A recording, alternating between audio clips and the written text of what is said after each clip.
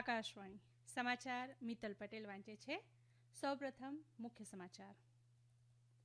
Operation સિંદૂર પર લોકસભામાં ચર્ચામાં સંરક્ષણ મંત્રી રાજનાથસિંહે કહ્યું કે સરકારે પાકિસ્તાનને મજબૂત સંદેશ આપ્યો છે કે આતંકવાદ અને વાટાઘાટો સાથે ચાલુ નથી.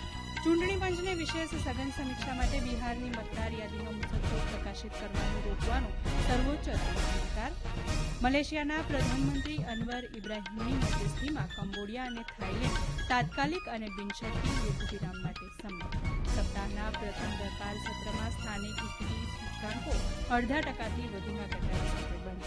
અને દિવ્યા દેશમુખ ફીડે મહિલા વિશ્વકપ 2025માં જીત સાથે ગ્રાન્ડ માસ્ટર જીત્યા. સમાચાર વિગતવાર. પહેલગામ હુમલામાં થયેલા આતંકવાદી હુમલાના જવાબમાં ભારતના મજબૂત, સફળ અને નિર્ણાયક ઓપરેશન સિંદૂર પર લોકસભામાં વિશેષ ચર્ચા ચાલી રહી છે. ચર્ચાની શરૂઆત કરતા સંરક્ષણ મંત્રી રાજનાથસિંહે કહ્યું કે સરકારે પાકિસ્તાનને મજબૂત સંદેશ આપ્યો છે કે આતંકવાદ અને વાટાઘાટો સાથે ચાલી ન શકે. તેમણે કહ્યું હતું કે પહેલગામમાં પ્રવાસીઓ પર થયેલા કાયરતાપૂર્ણ હુમલાના જવાબમાં ભારતીય સશસ્ત્ર દળોએ પાકિસ્તાનને જડબાતોડ જવાબ આપ્યો હતો અને 100થી વધુ આતંકવાદીઓને મારીને 9 આતંકવાદી ઠેકાણાઓનો નાશ કર્યો હતો. ઓપરેશન સિંદૂર દરમિયાન સશસ્ત્ર દળોની બહાદુરીની પ્રશંસા કરતા સંરક્ષણ મંત્રીએ જણાવ્યું હતું કે દેશે S-40 અને આકાશ મિસાઇલ સિસ્ટમ જેવી ઉચ્ચ કક્ષાની હવાઈ સંરક્ષણ પ્રણાલી સાથે પાકિસ્તાનના હુમલાનો અસરકારક રીતે સામનો કર્યો હતો. તેમણે ભારપૂર્વક જણાવ્યું હતું કે પાકિસ્તાની હુમલામાં ભારતીય પક્ષની કોઈ મહત્વપૂર્ણ સંપત્તિ નષ્ટ થઈ નથી. તેમણે દાવાને પણ નકારી કાઢ્યો હતો કે પાકિસ્તાન અને ભારત વચ્ચે યુદ્ધ વિરામની જાહેરાત કોઈપણ પ્રકારના દબાણમાં કરવામાં આવી હતી. ચર્ચામાં દરમિયાનગીરી કરતા વિદેશમંત્રી ડોક્ટર એસ જયશંકરે જણાવ્યું હતું કે પહેલગામ હુમલા પછી સ્પષ્ટ, મજબૂત અને દ્રઢ સંદેશો આપવો મહત્વપૂર્ણ છે. તેમણે કહ્યું કે સરકારે પહેલગામ હુમલાની વૈશ્વિક સમજણને આકાર આપવા માટે લાંબા સમયથી સરહદ પારના આતંકવાદમાં પાકિસ્તાનની ભૂમિકા આંતરરાષ્ટ્રીય સમુદાય સમક્ષ રજૂ કરવા પગલું ભર્યું હતું. ગૃહમાં બોલતા કોંગ્રેસ નેતા ગૌરવ ગોગોઈએ જમ્મુ અને કાશ્મીરમાં સુરક્ષા તંત્ર પર પ્રશ્નો ઉઠાવતા કહ્યું કે સરકાર પહેલગામમાં કાયરતાપૂર્ણ આતંકવાદી કૃત્ય માટે જવાબદાર આતંકવાદીઓને પકડવામાં અસમર્થ છે. સમાજવાદી પાર્ટીના રામશંકર રાજભર, કેન્દ્રીય મંત્રી રાજીવ રંજનસિંહ, તૃણમૂલ કોંગ્રેસના સાંસદ કલ્યાણ બેનર્જી, ટીડીપીના લાઉ શ્રીકૃષ્ણા, ભાજપના બૈજયંત પાંડા, લોક જનશક્તિ પાર્ટીના શાંભવી, કોંગ્રેસના દીપેન્દરસિંહ હુડ્ડા સહિતના અનેક નેતાઓએ ઓપરેશન સિંદૂર પર વક્તવ્ય આપ્યું હતું.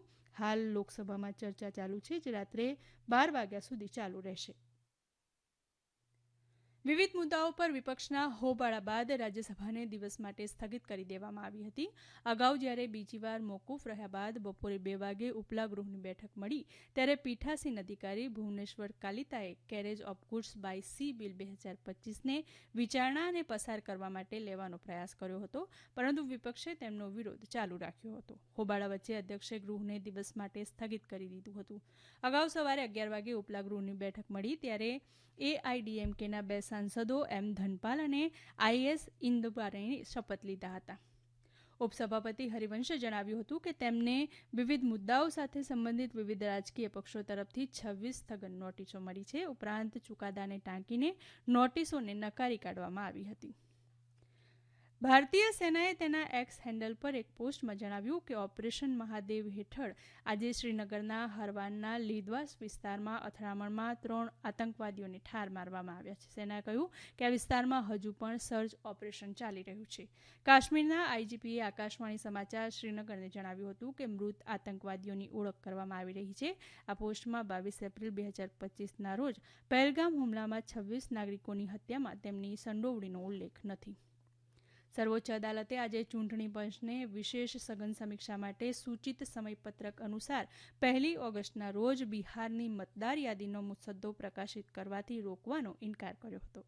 ન્યાયમૂર્તિ સૂર્યકાંતને મુખ્ય ન્યાયાધીશ સાથે વહીવટી બેઠકમાં ભાગ લેવા જવાનું હોવાથી ન્યાયમૂર્તિ જોય માલ્યા બાગચી સાથેની ખંડપીઠે વિગતવાર સુનાવણી કરી નહોતી. જોકે તેમણે અરજદારોને ખાતરી આપી હતી કે આ મામલાની વહેલી તકે સુનાવણી કરવામાં આવશે અને વકીલોને આવતીકાલ સુધીમાં દલીલો માટે જરૂરી અંદાજિત સમય દર્શાવવા જણાવ્યું.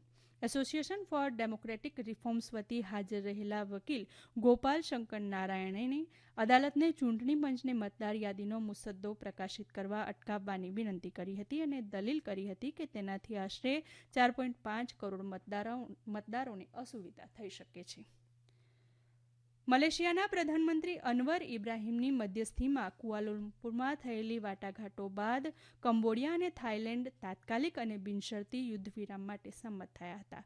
એક સંયુક્ત અખબારી નિવેદન અનુસાર મલેશિયાના પુત્રજિયા શહેરમાં પ્રધાનમંત્રી ઇબ્રાહીમ દ્વારા વિશેષ બેઠકની અધ્યક્ષતા કરવામાં આવી હતી. કંબોડિયાના પ્રધાનમંત્રી હુન માટેન અને થાઇલેન્ડના કાર્યકારી પ્રધાનમંત્રી ફુમથન વેચાચાઈએ આ ચર્ચામાં ભાગ લીધો હતો. બંને નેતાઓએ સ્થાનિક સમય પ્રમાણે આજે રાત્રે 12 કલાકે યુદ્ધ વિરામ માટે સંમત થયા હતા.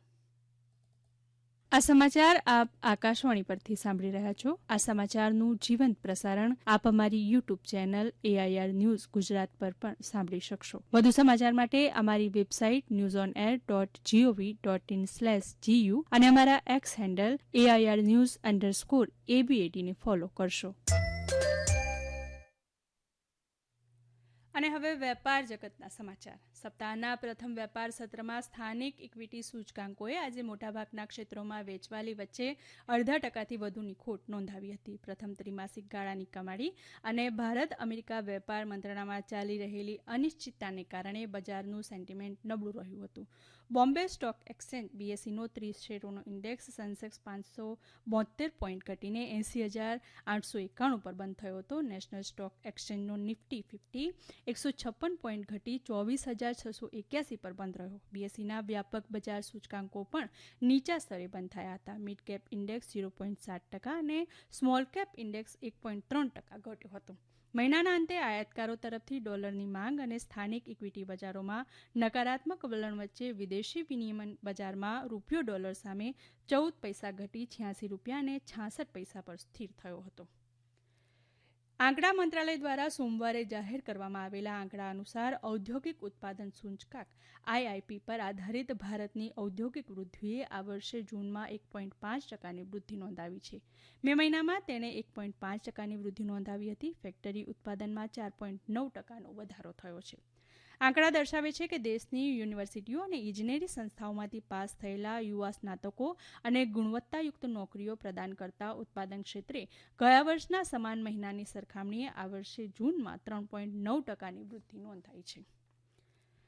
Securities and exchange board of India SEBIએ નેશનલ સ્ટોક એક્સચેન્જ NSEના સહયોગથી રોકાણકારોને વધતા નાણાકીય છેતરપિંડીથી બચવા માટે #SEBI vs Scam નામનું રાષ્ટ્રવ્યાપી રોકાણકાર જાગૃતિ અભિયાન શરૂ કર્યું છે. આ અભિયાન એવા નિર્ણાયક સમયે શરૂ થયું છે કે જ્યારે ડિજિટલ નાણાકીય છેતરપિંડી વધી રહી છે, જેમાં નકલી ટ્રેડિંગ એપ્લિકેશન્સથી લઈને ડીપ ફેક વિડીયો અને ગેરમાર્ગે દોરતા સ્ટોક ટિપ્સ સુધીના કૌભાંડો છે. આ અભિયાનનો હેતુ લોકોને સલામત રોકાણ પદ્ધતિઓ અને શંકાસ્પદ પ્રવૃત્તિઓને કેવી રીતે ઓળખવી તેની જાણ કરવા અંગે શિક્ષિત કરવાનો છે.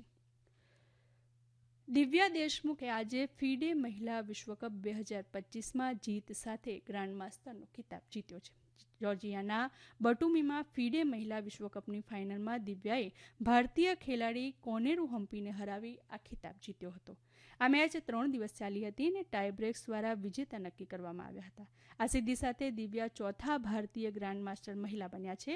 અગાઉ કાનેરુ હમ્પી, ડ્રોનાવલ્લી હરિકા અને આર વૈશાલી આ ખિતાબ હાંસલ કરી ચૂક્યા છે. સમગ્ર વિશ્વમાં આ સિદ્ધિ મેળવનાર તેઓ 88મી વ્યક્તિ બન્યા છે. રાષ્ટ્રપતિ દ્રૌપદી મુર્મુ અને પ્રધાનમંત્રી નરેન્દ્ર મોદીએ દિવ્યા દેશમુખ અને કોનેરુ હમ્પીને વિજેતા અને ઉપવિજેતા બનવા બદલ અભિનંદન પાઠવ્યા છે. અંતમાં મુખ્ય સમાચાર ફરી એકવાર. ઓપરેશન સિંદૂર પર લોકસભામાં ચર્ચામાં સંરક્ષણ મંત્રી રાજનાથસિંહે કહ્યું કે સરકારે પાકિસ્તાનને મજબૂત સંદેશ આપ્યો છે કે આતંકવાદ અને વાટાઘાટો સાથે ન ચાલી શકે. ચૂંટણી પંચને વિશેષ સઘન સમીક્ષા માટે બિહારની મતદાર યાદીનો મુસદ્દો પ્રકાશિત કરવાનું રોકવાની સર્વોચ્ચ અદાલતની નોંધ. મલેશિયાના પ્રધાનમંત્રી અનવર ઇબ્રાહીમની મધ્યસ્થીમાં કંબોડિયા અને થાઇલેન્ડ તાત્કાલિક અને બિનશરતી યુદ્ધ વિરામ માટે સંમત. સપ્તાહના પ્રથમ વેપાર સત્રમાં સ્થાનિક સૂચકાંકો 0.5%થી વધુના ઘટાડા સાથે બંધ. અને દિવ્ય દેશમુખ ફિડે મહિલા વિશ્વકપ 2025માં જીત સાથે ગ્રાન્ડમાસ્ટર. હવે પછી આપ આવતીકાલે સવારે 7 વાગે અને 10 મિનિટે પ્રાદેશિક સમાચાર સાંભળી શકશો.